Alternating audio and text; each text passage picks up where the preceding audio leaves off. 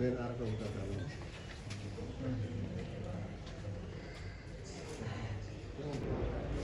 এই সামনে পিছে যেতে দাঁড়াও দাঁড়াও মাথা শান্তিতে এই আস্তে আস্তে ভাই পরে পরে পরে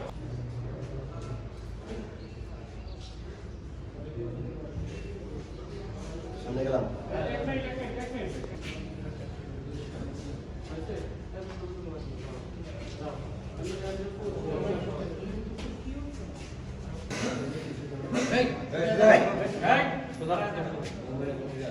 একবার স্টেট এদিকে আব্দুল্লাহ ভাই একটু ফুটেজে চলে আসতেছেন একটু 2 মিনিট টাইম দেন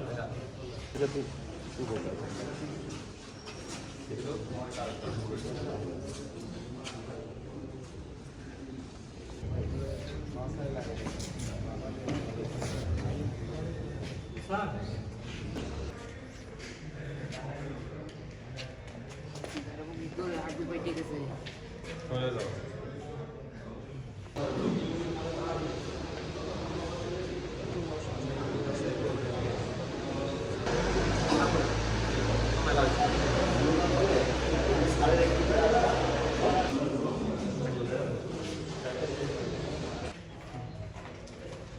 মাসুম ডাকাতি না করে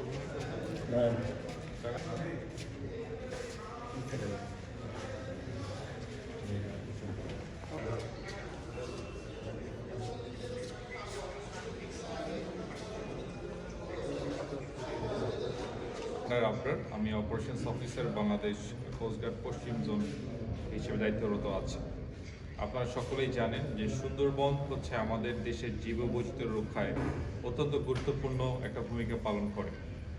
একই সাথে এখানকার আমাদের দেশে যেই সকল জলোচ্ছ্বাস ঘূর্ণিঝড় রক্ষা এবং হচ্ছে এখানকার যে বাস্তুসংস্থান রক্ষায় সুন্দরবনের গুরুত্ব অপরিসীম। কিন্তু আপনারা খেয়াল করে থাকবেন যে সাম্প্রতিক সময়ে বেশ কিছু দুষ্কৃতিকারী সুন্দরবনের বন ধ্বংস করে, বনজ সম্পদ ধ্বংস করে, প্রাণী সম্পদ ধ্বংস করে এবং পর্যটন শিল্পের উপর বিভিন্ন ধরনের আক্রমণাত্মক কার্যকলাপের মাধ্যমে আমাদের সুন্দরবনের ব্যাপক ক্ষতি তারা কিন্তু করে আসছে। ইতিমধ্যে গত 2 জানুয়ারি আমাদের গোলকানন সুন্দরবনের গোলকানন সংলগ্ন গোলকানন রিসোর্টে 5 জন পর্যটক এবং হচ্ছে রিসোর্টের মালিক এবং একজন মাঝি যখন তারা বোট রাইডে বের হয় তখন কানুরখাল সংলগ্ন এলাকা থেকে এই 7 জনকেই কিন্তু এই ডাকাত মাসুম মৃধার নেতৃত্বে একটি ডাকাত তাদেরকে আটক করে জিম্মি করে।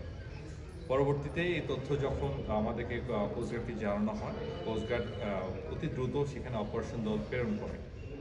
আমরা অপারেশনে নামার পরে আমরা জানতে পারি যে ডাকাত যে মাসুম মৃধা আছে সেই তো মধ্যে ওখান থেকে 3 জন পর্যটক এবং হচ্ছে একজন মাঝি যে আছে তাকে ছেড়ে দেয়, কিন্তু 2 জন পর্যটক এবং হচ্ছে গোলকানন রিসোর্টের যে মালিক তাকে জিম্মি করে। পরবর্তীতে আমরা গোয়েন্দা তথ্য, ড্রোন ফুটেজ এবং হচ্ছে ফিনান্সিয়াল ফুটপ্রিন্ট আমরা অনুসরণ করে আমরা সুন্দরবনে দাকোপে এবং হচ্ছে খুলনা তেরোখাদায় আমরা ব্যাপক সাঁড়াশি অভিযান পরিচালনা করি এবং অভিযান পরিচালনা করে আমরা ডাকাত মাসুম মৃধার যে 7 জন সহযোগীকে আমরা গ্রেফতার করি। এই 7 জন সহযোগী প্রাপ্ত তথ্যের ভিত্তিতে আমরা গত 7 জানুয়ারি আমরা তেরোখাদায় একটা বিশেষ অভিযান পরিচালনা করা হয়। এই বিশেষ অভিযানের মাধ্যমে আমরা এই ডাকাত দলের প্রধান এবং হচ্ছে মূল হোতা আমরা মাসুম মৃধাকে আমরা গ্রেফতার করি। এই সময় মাসুম মৃধার দেওয়া তথ্যের ভিত্তিতে আমরা সুন্দরবনের ডাংমারি খালে গাজী ফিশ যে হ্যাচারি আছে সেই সংলগ্ন এলাকা হতে আমরা মাটির করে 3টি পাইপ গান, 4 রাউন্ড ব্ল্যাঙ্ক কার্তুজ এবং হচ্ছে 8 রাউন্ড লাইভ কার্তুজ, আমরা এছাড়া একটা চাইনিজ কুড়াল, 2টা দেশীয় কুড়াল এবং হচ্ছে জিম্মিদের থেকে যে সকল মালামাল তারা আটক করে রেখেছিল তার মধ্যে মোবাইল ফোন রয়েছে এবং হচ্ছে ঘড়ি রয়েছে, সেগুলো আমরা উদ্ধার করি। আমরা বর্তমানে এই আটককৃত এই আমাদের যে মাসুম মৃধার মূল ডাকাতকে আমরা পুলিশের কাছে হস্তান্তর কার্যক্রম প্রক্রিয়াধীন রয়েছে। উল্লেখ্য যে কোস্টগার্ড গত 1 বছর সুন্দরবনে ডাকাত ও জলদস্যু বিরোধী অভিযান পরিচালনা করে মোট 38টি আগ্নেয়াস্ত্র, 2টি হাতবোমা, 74টি দেশীয় অস্ত্র, অস্ত্রের বিপুল সরঞ্জামাদি, 448 রাউন্ড কার্তুজ এবং জিম্মি থাকা 52 জন নারী ও পুরুষকে উদ্ধার করে। এসব অভিযানে মোট 49 জন সক্রিয় ডাকাতকে আটক করে পুলিশের কাছে হস্তান্তর করা হয়। কোস্টগার্ডের ধারাবাহিক অভিযানের মাধ্যমে আসাবুর বাহিনী, হান্নান বাহিনী, আনারুল বাহিনী, মঞ্জু বাহিনী এবং রাঙ্গা বাহিনীকে সম্পূর্ণভাবে নিষ্ক্রিয় করা সম্ভব হয়েছে। এছাড়াও অস্ত্র ও গোলাবারুদ সহ একাধিক ডাকাত সহযোগী আটক করায় ছোট সুমন বাহিনী, ছোটন বাহিনী এবং কাজল মুন্না বাহিনী ক্রমশ কোণঠাসা হয়ে পড়েছে। পাশাপাশি বর্তমানে সক্রিয় করিমশরী বাহিনী, জাহাঙ্গীর বাহিনী ও দয়াল বাহিনীকে দমনে কোস্টগার্ড টহল এবং গোয়েন্দা নজরদারি বৃদ্ধি করেছে।